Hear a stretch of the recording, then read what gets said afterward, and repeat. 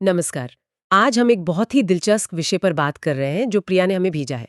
प्रिया एक software developer है और उनकी एक बहुत ही आम समस्या है कि काम के दौरान उनका मन अक्सर ऑटो पायलट मोड पर चला जाता है। मतलब वो टाइप तो कर रही होती हैं पर दिमाग कहीं और ही होता है। किसी पुरानी बातचीत में, या शायद आगे क्या करना है उस बारे में। बिल्कुल। तो उन्होंने हमें तारा ब्रैक और जोसेफ गोल्डस्टीन के कुछ लेख भेजे हैं और उनमें एक बहुत ही प्रैक्टिकल समाधान छुपा है। और ये समाधान उस आम सोच से बिल्कुल अलग है जो हम ध्यान के बारे में रखते हैं, है ना। हाँ, मतलब जब हम ध्यान सुनते हैं तो दिमाग में बस यही आता है कि आंखें बंद करके किसी शांत कोने में बैठना। पर प्रिया की जो समस्या है और जो इन लेखों में बताया गया है, वो ये है कि असली चुनौती उस शांत कोने में नहीं है। नहीं, बिल्कुल नहीं। वो तो हमारी डेस्क पर, हमारी रोजमर्रा की जिंदगी में। एकदम सही। और यहीं से ये चर्चा शुरू होती है। ध्यान का अभ्यास सिर्फ उस आधे घंटे के लिए नहीं है। असली परीक्षा तो तब शुरू होती है जब हम अपनी आंखें खोलते हैं। ये मतलब एक बहुत ही दिलचस्प बात है।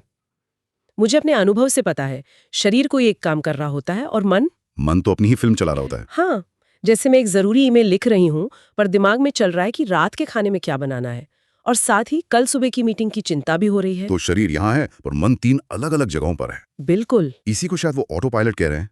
ये मन और शरीर के बीच का एक गैप है। हाँ, एक अलगाव। हम सबने इसे महसूस किया है।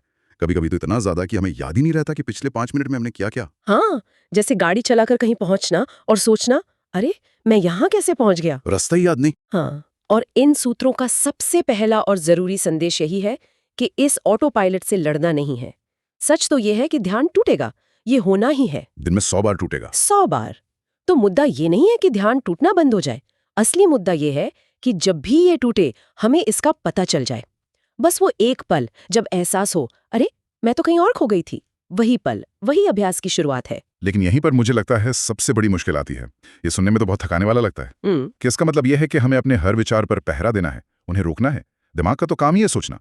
अगर मैं उसे रोकने की कोशिश करूंगा तो वो तो और ज्यादा सोचेगा। ये तो एक न खत्म होने वाली लड़ाई जैसी लगती है। ये एक बहुत जरूरी सवाल है और एक आम गलतफहमी भी है जिस पर इन लेखों में काफी जोर दिया गया है। लक्ष्य विचारों को दबाना या रोकना बिल्कुल नहीं है। सोच आना कोई गलती नहीं है, ये तो दिमाग का स्वभाव है। हाँ, स्वभाव है। जैसे दिल का काम धड़कना है। गलती या कहें कि अभ्यास का मौका तब आता है जब हम उस सोच के बहाव में इस तरह बह जाते हैं कि हमारा वर्तमान से संपर्क ही टूट जाता है। हम उस कहानी में पूरी तरह खो जाते हैं। बिल्कुल। तो अभ्यास का सार है, जब भी ये संपर्क टूटे उसे पकड़ना और बस धीरे से वापस लौटाना, बिना खुद को कोसे, बिना किसी ड्रामे के। ठीक है, मान लिया कि वापस लौटना है, ये बात समझ में आती है। लड़ना नहीं, लौटना है। पर लौटना कहाँ है? मतलब अगर मन कहानियों में, यादों में या भविष्य की योजनाओं में उलझा है तो वापसी का आधार क्या होगा? हम किस चीज पर वापस आएं? वर्तमान में लौटना, ये सुनने में थोड़ा अस्पष्ट सा लगता है। और यहीं पर हमारे सूत्र एक बहुत ही प्रैक्टिकल और सरल रास्ता दिखाते हैं। वो है शरीर। हाँ, दिमाग अतीत या भविष्य में जा सकता है, कहानियां बना सकता है, कल्पना कर सकता है, लेकिन शरीर हमेशा अभी और यहीं होता है। ये वर्तमान में टिका हुआ एक लंगर जैसा है ना? ओके। जब भी मन की नाव विचारों के समंदर में बहने लगे तो हम शरीर के इस लंगर को पकड़कर वापस किनारे पर आ सकते हैं। लेकिन शरीर पर लौटना, ये भी सुनने में थोड़ा बड़ा और वेग लगता है। क्या इसका मतलब है कि मैं अपने पूरे शरीर के बारे में एक साथ सोचूं? ये तो और भी मुश्किल काम लगता है। नहीं। क्या मुझे अपने लिवर या किडनी के बारे में सोचना है? ये प्रैक्टिकल कैसे होगा? बहुत अच्छा सवाल है और इसका जवाब है नहीं। पूरे शरीर के बारे में एक साथ नहीं सोचना है। इसका मतलब है अपने शरीर के किसी एक सीधे और ठोस अनुभव पर लौटना। अच्छा, कोई भी एक अनुभव? कोई भी एक अनुभव जो उस पल में सबसे ज्यादा साफ हो। जैसे अगर कोई खड़ा है तो बस एक पल के लिए अपने पैरों का जमीन पर टिकना महसूस करे, उस दबाव को, उस संपर्क को। अगर बैठे हैं तो अपनी पीठ का कुर्सी के सहारे को महसूस करें, या शायद हाथ जो टेबल पर रखे हैं उनकी गर्माहट या ठंडक को। मतलब किसी भी एक शारीरिक एहसास को पकड़ना। जैसे अभी मैं आपसे बात कर रहा हूँ तो मैं अपनी आवाज के कंपन को अपने गले में महसूस कर सकता हूँ। क्या ये एक उदाहरण हो सकता है? बिल्कुल सही, यही है।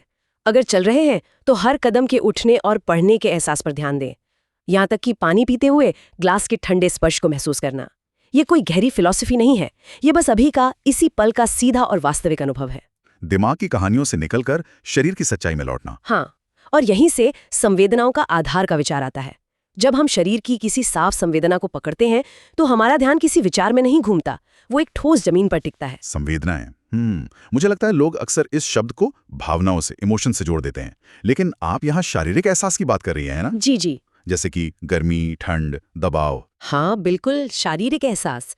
जैसे शरीर में कहीं महसूस हो रही गर्मी या ठंड, किसी हिस्से में भारीपन या हल्कापन, कहीं हल्की झुनझुनी, कंधों में खिंचाव महसूस हो रहा है या ढीलापन। अच्छा। जब हम तनाव में होते हैं तो अक्सर हमारी छाती में एक दबाव या पेट में हल्का खिंचाव होता है। ये संवेदनाएं लगातार बदलती रहती हैं, लेकिन ये हमेशा मौजूद होती हैं और ये हमें वर्तमान की जमीन से जुड़े रखती हैं। मतलब दिमाग चाहे जितना भी भागे, शरीर में कुछ ना कुछ तो महसूस हो ही रहा होता है। हो ही रहा होता है, हमें बस उसे नोटिस करना सीखना है। लेकिन क्या इसमें खतरा नहीं है अगर हम हर छोटी छोटी संवेदना पर ध्यान देने लगें, कंधों में खिंचाव, पेट में हलचल, तो क्या हम एक तरह के हाइपोकॉन्ड्रियक नहीं बन जाएंगे जो अपने शरीर को लेकर बहुत ज्यादा चिंतित रहता हो? या मान लीजिए कोई संवेदना अच्छी नहीं है, जैसे दर्द, क्या तभी उस पर ध्यान देना है? ये तो उल्टा और परेशान कर सकता है। ये एक बहुत ही वैलिड चिंता है और इसका जवाब ये है कि लक्ष्य इन संवेदनाओं का विश्लेषण करना नहीं है या उनके बारे में कहानी बनाना नहीं है। जैसे, ओ मेरे कंधे में खिंचाव है, जरूर मैंने कल ज्यादा काम कर लिया, अब ये दर्द बढ़ेगा। अच्छा, ये एक और कहानी है। हाँ, ये एक और कहानी है। अभ्यास बस इतना है कि उस खिंचाव को सिर्फ एक एहसास की तरह महसूस किया जाए, बिना उसे अच्छा या बुरा कहे, बस एक रॉ डेटा की तरह। और अगर वो एहसास दर्द जैसा है तो उसे भी बस नोटिस करना है, उसमें डूबना नहीं है। उसे बस एक सूचना की तरह देखना है कि हाँ, अभी शरीर के इस हिस्से में ये हो रहा है। ये चिंता से बिल्कुल अलग है। बिल्कुल, चिंता कहानी बनाती है, सजगता सिर्फ देखती है। ठीक है, ये फर्क जरूरी है। तो एक और सवाल जो अक्सर लोग पूछते हैं, जब कोई सोच चल रही है और साथ ही हम शरीर को भी महसूस कर रहे हैं, तो क्या ये ध्यान है? ज्यादातर लोग तो सोचते हैं कि सोच का आना मतलब ध्यान का खत्म हो जाना। और यही एक्चुअली असली ट्रेनिंग है। जैसा कि तारा ब्रैक अपने लेख में बताती हैं, ये कोई ऑन ऑफ स्विच नहीं है।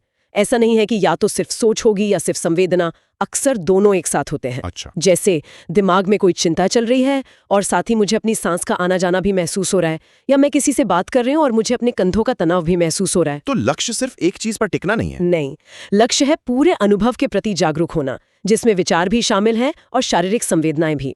जब हम संवेदनाओं का आधार मजबूत कर लेते हैं तो हम विचारों को बस आते जाते देख पाते हैं, उनमें बह नहीं जाते। वो बैकग्राउंड में चलते संगीत की तरह हो जाते हैं। हाँ बिल्कुल, न कि ऐसा संगीत जिसमें हम पूरी तरह डूब जाएं। ये एक बहुत बड़ा बदलाव है, यानी विचारों को दुश्मन समझने के बजाय उन्हें अनुभव का एक हिस्सा मानकर देखना। ये दबाव कम करता है। हाँ, और एक और प्रैक्टिकल बात, अगर शरीर का ये आधार छूट जाता है तो सजगता भी सिर्फ एक और विचार बनकर रह जाती है। मैं सोचने लगती हूँ, ओ मुझे सजग रहना है, मुझे वर्तमान में रहना है, और ये खुद एक नई सोच बन जाती है जो मुझे वर्तमान के अनुभव से और दूर ले जाती है। बिल्कुल। मतलब सजगता को सोचना नहीं है, उसे महसूस करना है। ये सिर्फ एक बौद्धिक आइडिया नहीं है, बल्कि एक शारीरिक अनुभव है। एकदम सही। जब शरीर की संवेदनाएं साथ होती हैं तो सजगता किसी नारे जैसी नहीं रहती, वो एक जीवंत, महसूस किया जाने वाला अनुभव बन जाता है।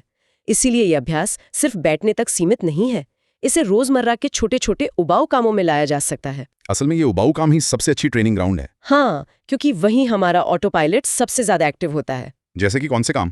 प्रिया के लिए, जो एक डेवलपर है, शायद कोडिंग के दौरान या मीटिंग्स में। हाँ, वो भी। लेकिन शुरुआत और भी छोटे पलों से की जा सकती है, जैसे पानी पीते समय। क्या हम ग्लास के ठंडे स्पर्श को, पानी के गले से उतरने के एहसास को महसूस कर सकते हैं? या नहाते समय पानी की बूंदों के शरीर पर गिरने की संवेदना को, दरवाजा खोलते समय हैंडल के ठंडे धातु के स्पर्श को, फोन उठाते समय उसके वजन को। हाँ, इन छोटे छोटे पलों में सबसे जल्दी पता चलता है कि हम कब ऑटो पायलट पर चले गए थे, और इन्हीं पलों में लौटना सबसे आसान होता है। तो ये छोटे छोटे पलों में वर्तमान में लौटने का अभ्यास है, एक तरह की मेंटल पुशअप। हाँ हाँ, हर बार जब हम भटकते हैं और वापस लौटते हैं, हम एक रेप्स पूरा करते हैं। बहुत अच्छी एनालॉजी है। और धीरे धीरे यह अभ्यास जीवन के हर पहलू में फैलता है, बोलते समय, सुनते समय, चुप रहने में।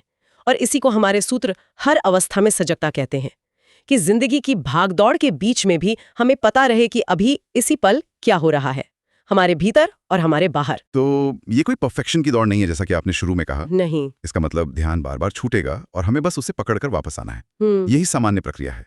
इसे एक असफलता की तरह नहीं देखना चाहिए। बिल्कुल नहीं, बल्कि हर बार जब ध्यान छूटने के बाद पकड़ में आता है और हम वापस लौटते हैं, वही असली प्रगति है, वही एक मेंटल पुशअप है। वो एक छोटा सा लेकिन वास्तविक कदम है। ये परफेक्शन के बारे में नहीं है, ये बस बार बार धीरे धीरे बिना खुद को जज किए लौटने के बारे में है। ये एक ट्रेनिंग है। बिल्कुल, जैसे हम कोई मांसपेशी बनाते हैं। पहली बार में भारी वजन नहीं उठता, लेकिन धीरे धीरे ताकत बढ़ती है। तो अगर हम प्रिया के लिए इस पूरी बातचीत को समेटें तो इसका सार क्या है? इसका सार बस इतना है कि मन, शरीर और इंद्रियों का अनुभव एक साथ होता रहे। हमारा मन कुछ सोच रहा है, शरीर कुछ महसूस कर रहा है और हमारी इंद्रियां कुछ अनुभव कर रही हैं, और हमें इन सब का एक साथ पता चल रहा है। और ये जरूरी नहीं कि ये हर पल हो। नहीं, बिल्कुल नहीं, लेकिन जितना ज्यादा ये स्थिति टिकती है, चाहे कुछ सेकंड के लिए ही क्यों ना हो, उतना ही हमारा ऑटो पायलट मोड कमजोर होता जाता है। और जितना ऑटो पायलट कम होता है उतना हर अवस्था में सजगता आसान लगने लगती है। हाँ, ये एक चक्र की तरह है जो खुद को मजबूत करता है। थोड़ी सी सजगता और सजगता को आसान बनाती है। एकदम सही। ये अभ्यास बिना किसी दबाव या बड़े दावे के बस नोटिस करने और बार बार लौटने का है। रोज के छोटे छोटे पलों में। हाँ, बार बार। ये जिंदगी को बदलने का कोई जादुई फॉर्मूला नहीं है, बल्कि जिंदगी के हर पल के साथ थोड़ा और मौजूद रहने का एक प्रैक्टिकल तरीका है। तो आज की इस बातचीत से एक विचार ये लेकर जा सकते हैं कि ये कोई और काम नहीं है जो हमारी टू डू लिस्ट में जुड़ गया है। नहीं, ये बस जो हम पहले से कर रहे हैं उसे थोड़ी ज्यादा जागरूकता के साथ करने का एक तरीका है। हाँ, बिल्कुल। तो आज की चर्चा को खत्म करते हुए हमारे श्रोताओं के लिए एक सवाल छोड़ जाते हैं। अगली बार जब कोई खुद को किसी सोच में पूरी तरह खोया हुआ पाए, चाहे काम करते हुए या चलते हुए, तो क्या वो बस एक पल के लिए अपने शरीर की किसी एक संवेदना पर लौट सकते हैं? जैसे पैरों का जमीन पर दबाव या हाथों का कीबोर्ड पर स्पर्श, या सिर्फ एक सांस का पेट में अंदर बाहर होना, बस एक पल के लिए। क्योंकि इन सूत्रों के अनुसार अभ्यास वहीं से शुरू होता है।